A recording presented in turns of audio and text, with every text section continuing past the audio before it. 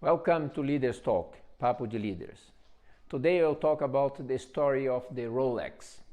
Come with me.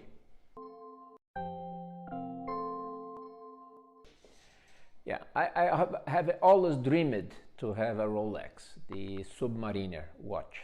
And I remember that at a young age I could not buy it. It's very expensive. Then I used it to talk with my friends that one day I would buy one. And I remember a big friend of mine, Charles, that is still working in downtown. And he mentioned to me, Junior, as he called me, Felicio, there is a place here that they sell a fake Rolex that is really nice. And I said, really? And what's the price? And the amount of money I could buy it. I went there, was perfect. The counterfeit was perfect. The only difference is that the second was not going as Rolex was, but I said people need to be very close to watch that. Then I went to my work, very proud with my watch on my wrist, and then that day one of the senior managers invited all the intern, I was intern back then, to have lunch together in the cafeteria. And I remember he was a very wealthy man, even before starting working, very senior in the company, and he was telling me about, not me, everybody that were in the table, that how could someone buy fake things? And suddenly I put my left hand under the table, and then he continued talking. That was not correct, and gave the whole speech, the legal stuff. But then he used an analogy, and I always loved people or managers, leaders that use analogies to tell the story. That's why maybe I became a good storyteller, because I think that if you give the example in a way that every single person can understand, it will be easy to memorize and to repeat it. And after that, that changed my life as well. I will not tell the name of the person because I lost the contact.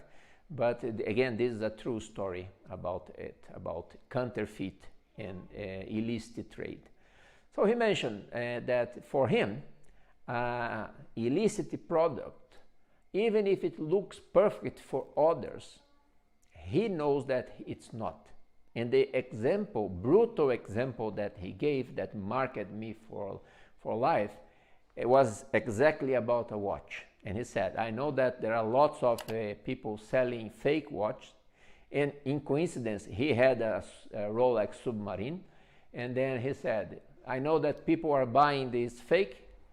I was praying that he did not see it in my wrist, but anyhow. And then the example that he gave was, it's the same if you buy a fake watch. Maybe everybody thinks that it's a real one, but you know that it is not. And after that, I would not say that I never bought anything fake in the future. In Trinidad and Tobago, on the island, for example, they did not have a kind of blockbuster where you could rent a movie. They were only selling DVDs with the movies, and it was not illegal. It was a store. So it was legal, but I knew and I did not like that I was buying something that was not paying all the duties and tax. And in several other places, at least I stopped to think if I should or not buy. For sure, some might say that there's absurd the price that some brands charge. But my wife always say there's a reason for charging that. The quality, it lasts longer. You have a kind of service post-quality, post-purchase. So there is always a reason why. And there's lots of investment behind brands in terms of technology to develop it, in terms of marketing as well. So think twice if you are offered something that is either counterfeit or if it's fake, if you should buy it or not. Okay? If you are enjoying, please give a like, subscribe, and ring the bell to get notice from the next videos. Bye-bye. I forgot to mention, it's always good to have a dream. And finally, when I turned 40 years old, I was able to buy the submarine Rolex. It was not brand new, it was second hand. I bought it from a good friend from the company.